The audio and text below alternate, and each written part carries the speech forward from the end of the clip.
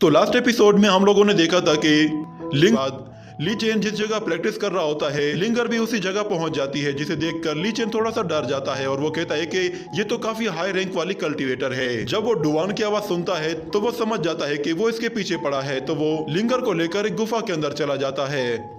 और जब डुवान शाओजी के साथ वहां पहुंचता है तो वो लोग देखते हैं कि लिंगर वहां पे नहीं है और ली चेन अकेला वहां पे प्रैक्टिस कर रहा है। जिसके बाद ली चेन उन लोगों को देखकर कहता है कि सीनियर, मुझे माफ कर दे, मैंने आपको यहाँ पे देखा ही नहीं, क्या आप लोगों को मेरी कोई हेल्प चाहिए? तो वो लोग देखते हैं कि ये अभी लेवल 1 में है। तो शाओजी फौरन से उसके पास चली जाती है और उसके गाल पे हाथ फेरते हुए उससे कहती है कि तुम तो सच में काफी हैंडसम हो। तो ली चेन को इस सबसे थोड़ा सा अजीब सा फील हो रहा होता है। शाओजी उस पर अपनी खूबसूरती का जादू चलाती है, जिससे ली चेन उसके काबू में आ जाता है। शाओजी उससे कहती है कि क्या तुम यहाँ पे अकेले ही प्रैक्टिस कर रहे हो? तो ली चेन कहता है कि हाँ, मैं यहाँ अकेला हूँ। जिसके बाद हमें दिखाया जाता है कि ली चेन की ट्रू फायर एक्टिवेट हो जाती है, जिससे वो उस लड़की के जाल से बाहर निकल आता है। और वो लड़की जब उससे कहती है कि क्या तुमने किसी खूबसूरत लड़की को यहाँ पे देखा है जो कि बहुत ही ज्यादा वीक हो चुकी थी? तो ली चेन उसे जानबूझकर गलत रास्ता दिखाता है और कहता है कि हाँ, मैंने उसे देखा है, वो इस डायरेक्शन की तरफ गई है। ये जानकर वो दोनों खुश होते हैं और फिर डुवान उसे मारने के लिए अपने हाथों से एनर्जी जनरेट करता है, मगर शाओजी कहती है कि इसकी कोई जरूरत नहीं, ये लेवल 1 में है, ये मेरे असर से बाहर नहीं आ पाएगा। वो ली चेन से कहती है कि जब तक मैं वापस नहीं आ जाती, चुपचाप यहीं पे खड़े रहना, मैं जल्द ही वापस आऊंगी। ये कहकर वो दोनों ही उस डायरेक्शन की तरफ चले जाते हैं। जिसके बाद ली चेन वापस से नॉर्मल हो जाता है और वो कहता है कि शुक्र है कि बाल बाल बचा।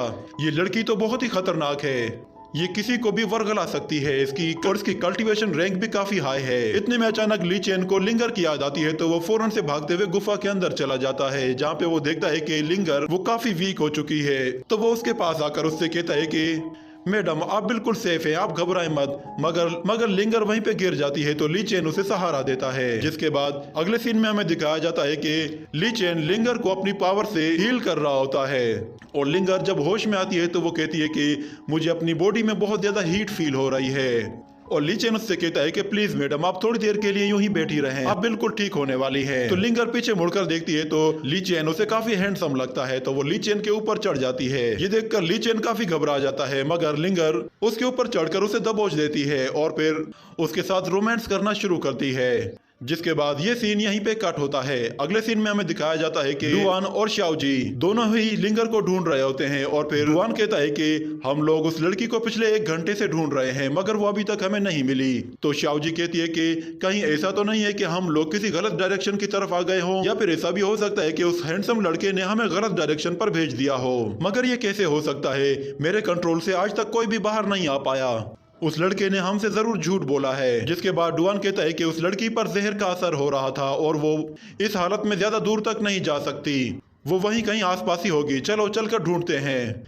ये कहकर वो दोनों ही वापस उसी जगह चले जाते हैं। जिसके बाद हमें लिंगर को दिखाया जाता है जो कि ली चेन के पीछे पड़ी हुई होती है और ली चेन से कहती है कि मैं तुम्हें जान से मार दूंगी, तुम्हारी हिम्मत कैसे हुई मेरे साथ ऐसा करने की? मगर ली चेन कहता है कि प्लीज मुझे माफ कर दो, मैंने आपके साथ कुछ भी नहीं किया, वो आप ही थी जिसने शुरुआत की थी।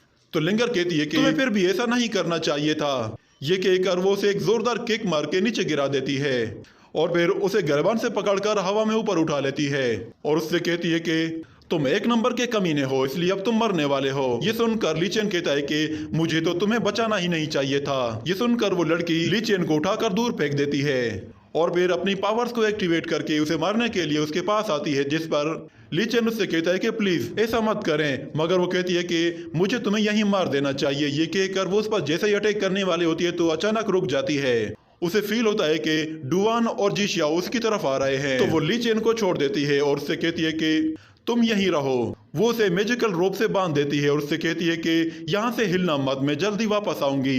ये कहकर वो बाहर चली जाती है और फिर ली चेन कहता है कि मैं यहाँ पे यूं ही ऐसे मरने वाला नहीं हूँ। वो अपने आप को आजाद कराने की बहुत कोशिश करता है। जिसके बाद उसकी बॉडी से ट्रू एनर्जी बाहर आ जाती है, जो कि वहां पास में ही एक गुफा से एक खुफिया रास्ता बना देती है। और दूसरी तरफ हमें दिखाया जाता है कि डुवान और जिशिया उस गुफा के बाहर खड़े होते हैं और इतने में लिंगर भी बाहर आ जाती है और उनसे कहती है कि तुम दोनों की हिम्मत कैसे हुई यहाँ वापस आने की? तो डुवान उसे सही सलामत देखकर कहता है कि तुम्हें उस पॉइजन का एंटीडोट किसने दिया? कहीं ये लड़का वही तो नहीं कि जिसने तुम्हें बचाने के लिए हमसे झूठ बोला था?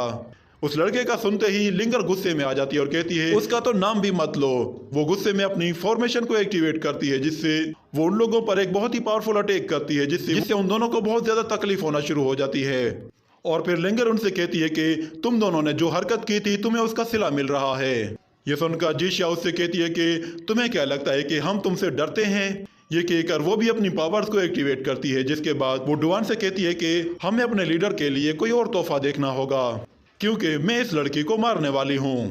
ये कहते ही वो उसकी तरफ आगे बढ़ती है और लिंगर उससे कहती है कि तुम मुझे मारोगी, चलो दिखाओ कि तुम ये कैसे करोगी। ये कहते ही उन दोनों के बीच में फाइट शुरू हो जाती है।